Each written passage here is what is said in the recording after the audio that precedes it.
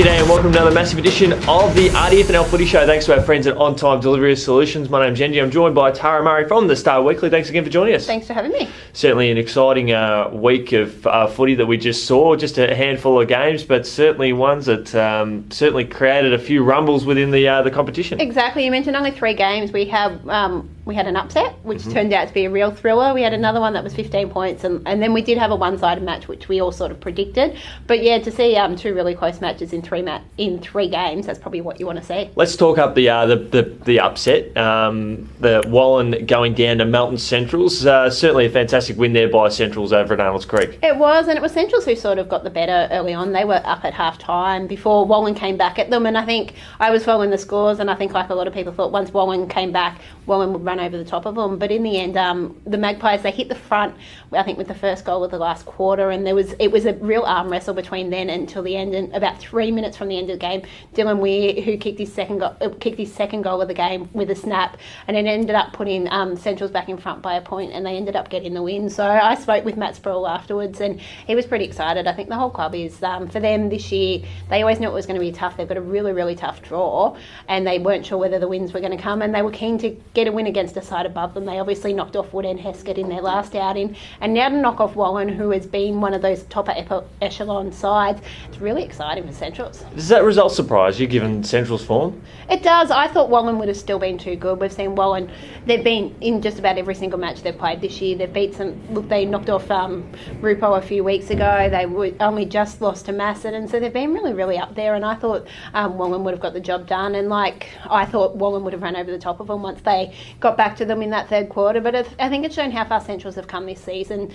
Early in the season, they were in matches for 2-3 quarters but couldn't get the job done, and they would have been run over the top of. This time they didn't, so it's shown their development. I must admit, when I saw that they were up, I wasn't too surprised, because given their recent run of form, and they've been able to I think the win over Wood and Heskett and how they did it, I think is a big statement of how far they have come. And look, I think they were thrilled with that performance against Wood and Heskett. They said that was one of the best performances of the year. They never looked challenged. It was a 4-quarter strong performance against a side that is looking to play finals. So they've obviously had the week off in between, but they really built on that and are showing, give them 12 months, add a couple more players, they'll be really a side to look out for. I think for Wallan too, probably a loss that they may needed to have, a bit of a reality check for them to lose in a close situation like that. I think knowing what they're capable of, they're most capable of bouncing back really hard. Yeah, definitely. Well, you don't write them off. They're still, that top 6 is pretty close, and I still expect them to be really in the mix come finals time. Whether it's a reality check, okay, yep, they have to reset and go again.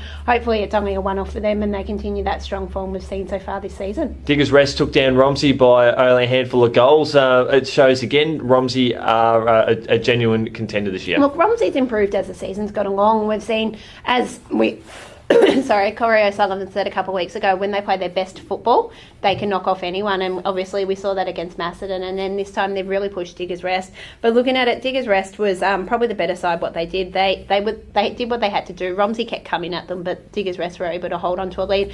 They were under Shane Bishop coaching for the day, with Jamie Lobb missing as well. So I know Shane coached, I think, a couple of games the last couple of years, taking the reins. So it's good to see there. They've sort of got giving that experience to coaching panel as well. And we saw Cam McCabe, we've spoken about him, that he's kicked bags of goals against some of these lower sides. This is probably one of the ones against the higher sides. He kicked 5 in a best on ground performance. Yeah, he's showing how well he is performing. And I guess for Romsey, they're heading in a little bit of a purple patch of good form, and I know that their draw coming up is going to be crucial for them. So, but it's safe to say that it's going to be very hard for them to fall out. Look, it's going to be an interesting couple of weeks. They actually play Wood and Heskett this week, so that's going to be the key. If they win this week, you'd say they're probably... they're in. They're in, but the fact is, you look at it, they're 8 points clear of both Wood and Heskett and Melton at the moment. Melton have obviously said themselves they can't see themselves jumping into that top 6. They played Macedon, Rupo and Diggers to finish the season, so they've got the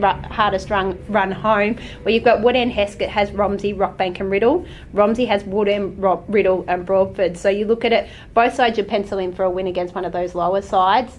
Riddell, you'd say Riddell would beat both of those sides. So this match here, obviously, Romsey gets this, it'll be just about seal that spot for them. And we'll highlight that a little bit later on in the week. But speaking of Riddell, they did comfortably and confidently take down Rockbank at home, which on the road, but we did expect that result. Yeah, that was to be expected. You've got the informed team of the competition that's now won 10 games straight against one of the sides that has struggled. So you look at it again, they've had over 50 scoring shots, so the margin could have quite easily been a lot larger.